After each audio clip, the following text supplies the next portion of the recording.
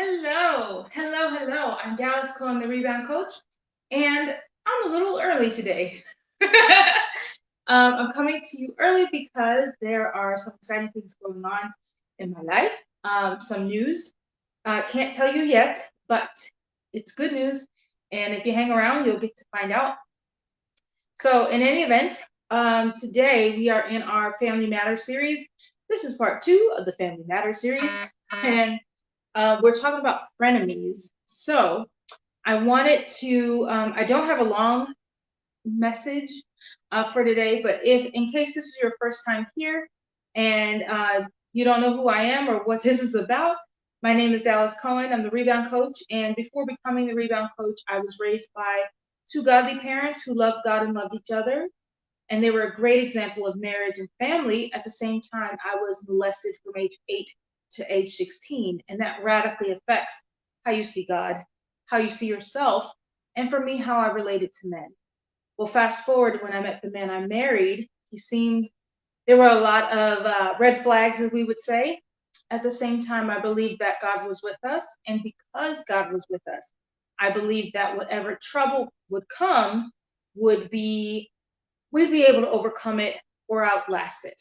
Well, the truth is, what did come, trouble came right away and never went away. We got into a cycle that I call coping in crisis, where we were just like doing okay, and then there's a big problem, a big crisis, and then we do okay, and there'd be another big crisis. And the crisis got worse and worse as the years went on. And in January of 2020, the man I had been married to for about 9 years, almost 10 years at that time, left for another woman. And I found out the very next day that him and that woman had been plotting my murder, actually, for months. Needless to say, this was, a record scratch kind of moment. It threatened my very identity as a human being, as a wife, a mom, a woman, a child of God, but also as a coach. I had been coaching people in marriage and relationship for about 6 years at that point. So if you can imagine building an entire identity on the idea of staying through a tough marriage, only to have your very own marriage and family, disintegrating at your feet.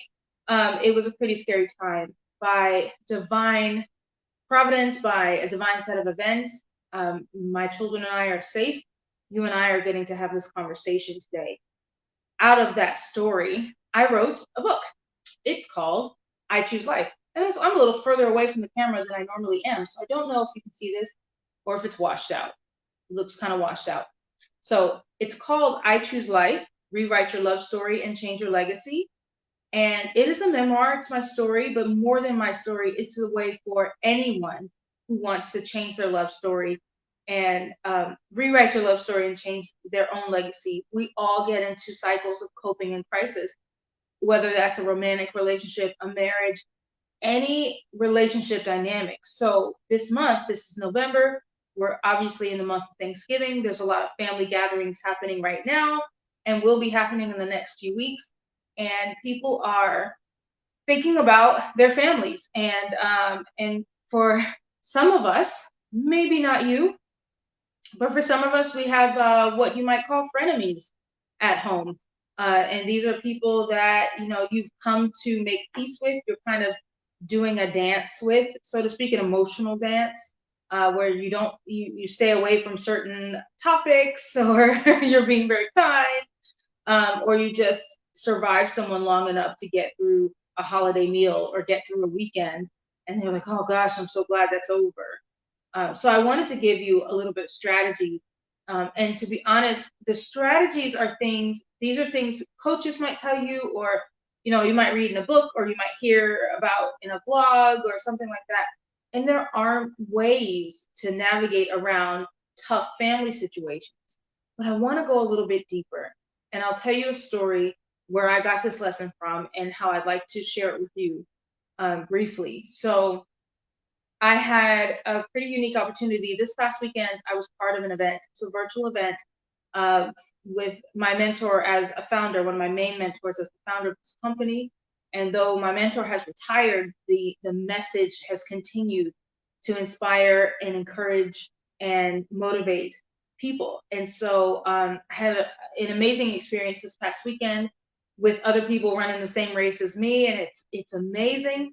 And we were all encouraging each other. And throughout the weekend, there was an opportunity that had come across my way, and to say yes to this had many there were very good opportunities, very good qualities coming up to say yes to this. At the same time, it was very different than the situation I have now. And so I was faced with, do I pursue this thing, which could be great, but also very different, and I could lose a certain amount of freedom or perceived freedom that I had currently. And so I really did weigh those options, and I wrote it. I'm a planner and I'm a list maker, so I made a pros and cons list, and I did some journaling, and I phoned a friend. I phoned actually a few friends. Here's what I'm looking at. Here's what do you think? What do you think? Kind of deal. And ultimately, what I came to was that what I was wanting to hold on to was a semblance. What I want to say, a semblance of control, not real control. And the reason why was I had certain freedoms in the current situation that I was not taking advantage of. What that means is I was more invested in feeling like I had certain control than actually using the control I had. And I don't know if that makes sense without the details, but what I would tell you is that often we aren't taking advantage of what we have, yet we're afraid to lose what we think we are losing. But really, we're just kind of pretending. And so I had to face that for myself. And it really comes to a decision. The name of my book is Choose Life. I Choose Life. And the name of this movement that we're in is all about choosing life over death, life over that coping and crisis cycle. And so even in this, my relationship with, a different thing, with not with a person, but with an ideal, with a situation, I would say your relationship with the situation, you can get into this same cycle. And clearly I was in that cycle, and feeling like I was coping, I was doing okay, and I didn't want to change things up because I felt like I was going to lose a certain amount of freedom. When the reality was, I was wasting a lot of time, in this circumstance, wasting a lot of time. And so part of me was like, man, maybe I don't deserve the time. But ultimately, it was like, you know what? I don't want to just feel good about a situation. I want the situation to be good. And this is the same kind of decision I faced when my marriage was crumbling. I could continue to placate and kind of let things be, or try to smooth things over, or try to get back to that coping place. And I remember very clearly telling someone on the phone when it was before all that breakdown, before he left, before I found out about the murder plot, before all that, I was on the phone with someone, and we were in crisis. And I said to my friend on the phone, I said, we tend to be in this cycle of coping and crisis, and right now we're in a crisis. And somehow, I don't know what it's going to take, but I don't want to go back to coping. It was really a moment, and as God is my witness, that was not me saying I need to leave a marriage. To be honest, God had to work things out in a certain way, or nothing would have changed. It was really the hand of God. But in the meantime, the decision to not allow things to stay as they were was my decision. And my partnering with heaven was, God, I don't know what this is going to take. I don't know what it's going to look like. How long I don't know. All I know is I don't want this to stay the way that it is. And so the same for the situation I was just deciding on. I don't want to look like a CEO. In the case of business people, so a lot of business people are, entrepreneurs. You might have heard that term. But even, they're doing some activity, some good activity. But in their brain, it's a different story. In their brain, they're like making big CEO moves, and that's not what's really happening in real life. So I hope this is clear. And if you're not understanding, feel free to comment and be like, I don't understand. This doesn't make sense. As I'm recording on my phone today, so I might not be able to read your comment when you make it. But I promise to go back and make things make sense if it's not connecting. But what I want to encourage you today is don't fake it. You know, people fake it till they make it all the time. What this doesn't mean is you don't go to your family's house on Thanksgiving and like have a pick a fight. That's not what I'm saying. I'm not gonna fake it anymore. But don't fake it anymore. Be honest, be genuine. You know, it's better to there's a scripture about this, and I don't remember the exact quote right now, but it's better to just come with the truth, even if the truth is negative, than to conceal love. And I know at the end of the scripture is like, it's better than love concealed. So a wounds of faithful are the wounds of a friend. There it is. And it's better than love concealed. So when you care about someone, family member, a mom, an uncle, a brother, a cousin, an auntie, and let's say that they're verbally abusive, or they're just, rude, or they're always teasing you about something in your life that's sensitive, it's sensitive matter. You don't have to pretend to be okay with it. And that doesn't mean be rude. It doesn't mean to fight. It doesn't mean to start an argument. But you can speak the truth in love. Hey, Aunt so-and-so, those comments are inappropriate. Hey, Uncle so-and-so, that's offensive to me. Don't say that to me. Don't say that about so-and-so, whoever that is. It doesn't mean raise your voice. That doesn't mean be disrespectful. We're not about disrespecting people. We are about respecting ourselves.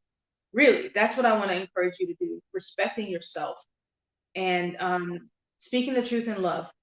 That doesn't mean they're going to say, okay, I agree to your new boundary. It doesn't mean, and let's define boundaries too. So boundaries are not about trying to control another person.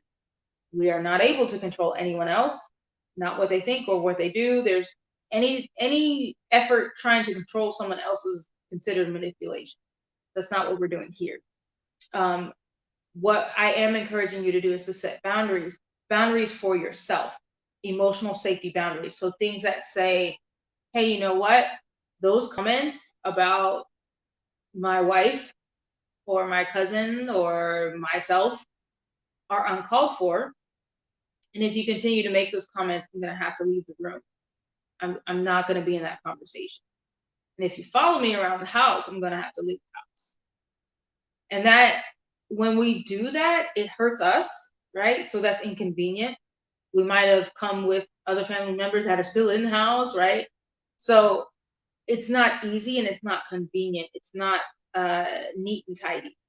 And so often we kind of make decisions based on what's going to be neat and tidy, what's going to make sense and be easy. And let me just grin and bear it. Let me just get through it. And I just want to encourage you to get out of that cycle of coping in crisis and get out of that cycle of pretending and faking fine. No more faking fine is actually the name of the book. No more faking fine. Don't pretend anymore. Don't pretend anymore. Be genuine and say, hey, hey, auntie, I love you. I'm glad I get to spend time with you, and I want our time to be beautiful. I want our family time to be beautiful. And the way that you're speaking to so-and-so, or the way you're speaking to me about so-and-so, is not okay. And so I'm asking that we not have that conversation. That doesn't mean they can't have that opinion. You're not convincing them that they are wrong. That's an important point. We're not convincing auntie so-and-so that she's wrong about whatever she thinks.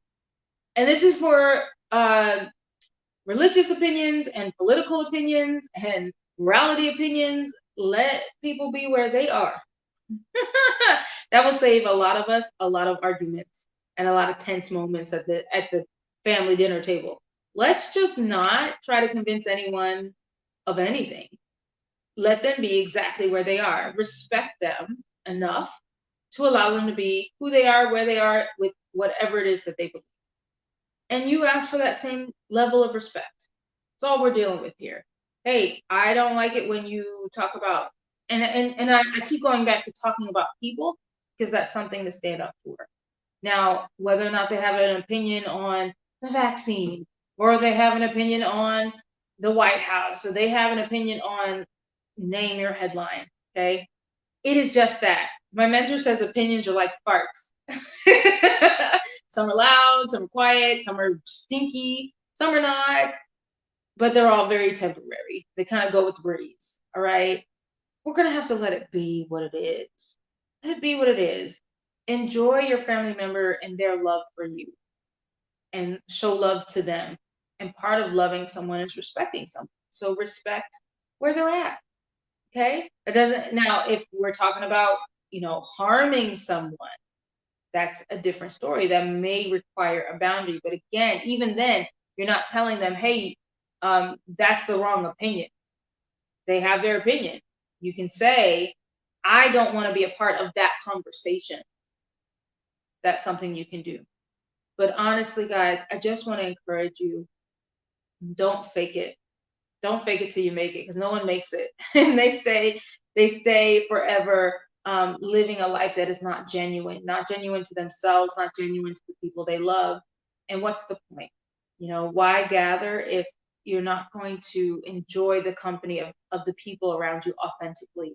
So I just encourage you to do that. It doesn't mean you like everyone, but it does mean that you are honest with yourself.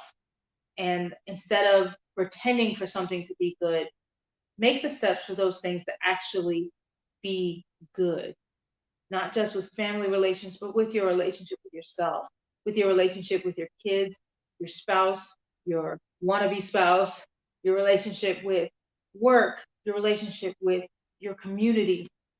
Let's not pretend for things to be good. Let's take the steps, the ugly, difficult, um, long steps that it takes to make something actually be good.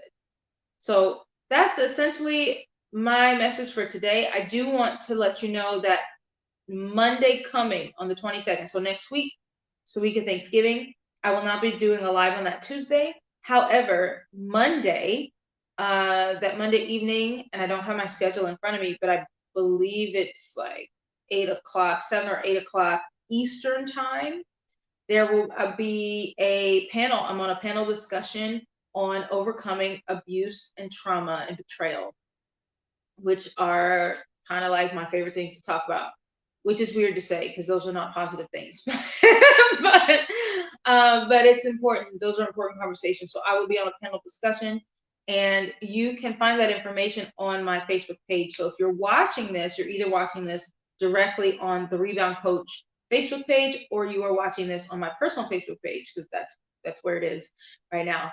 So on the Rebound Coach Facebook page, you can find a link to that panel, and you can sign up for it, and you'll get the link to join us. And it is a question panel. So I would love to hear your questions. How to overcome trauma, betrayal, abuse, any and all of your questions. I welcome them. I look forward to interacting with you, even if we have to do that virtually. So that is Monday the 22nd. I believe it's 7 o'clock Eastern, 8 o'clock Eastern, one of those. You can find the details on the Rebound Coach Facebook page. If you would like a copy of I Choose Life, Rewrite Your Love Story and Change Your Legacy, there it is, not washed out. You can get a copy from Amazon, or I will sign a copy and send it to you. And I like to do that because I like to write you little love notes. You can get that at thereboundcoach.com/book. That is thereboundcoach.com/book. Thank you so much for hanging out with me. I appreciate it. I'd love to hear your comments. Please let me know if this made sense to you, or if you're not giving enough detail, Dallas. I don't understand. And if you have questions, so next week I'll be doing the live, the panel discussion, so I won't be doing the live on that Tuesday, but the following week I will be.